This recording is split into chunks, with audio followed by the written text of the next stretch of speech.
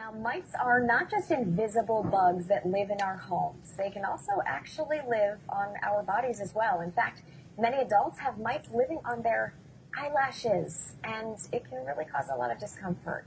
Dr. Leslie Odell from the Dry Eye Center of Pennsylvania is here to shed some light on this topic. Maybe not the best topic for breakfast, but it is important that people know about this because you do see this in your patients. So tell me, who sees this problem? What type of patients? Are they older, younger?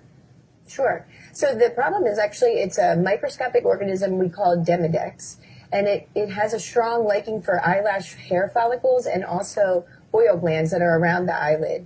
And the patients that we see typically who have it, it's on most of us, but if it's increasing in numbers that it can cause symptoms, that's where we really see a problem in that. Why is that?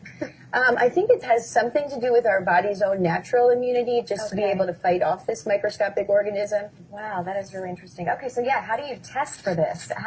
Actually, let's start with symptoms. What are the symptoms? Sure. So symptoms are pretty common for other conditions that we treat. They often get mislabeled as allergy or dry eye. Okay. And so that is usually itching, watering, redness of the eyelid and the eye itself. And usually those symptoms are worse in the morning. Okay. Patients will also complain of crusting in the morning when they wake up, sort of like sleep dirt or something like that.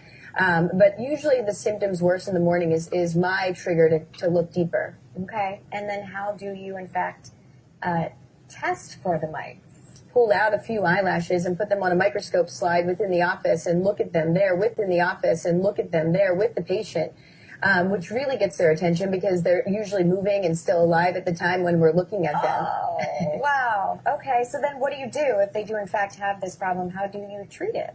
So fortunately, treatment has come a long way. These mites aren't new. They've known about them for over 100 years. About 50 years ago, there was more research done, and then only 5 years ago, we've had treatment options.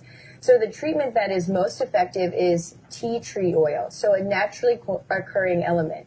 But tea tree oil in a strong concentration would really harm your eyes. So you just can't run out to the grocery store after this and buy some tea tree oil, because that can really do damage to the eye. The products that we use are very diluted down.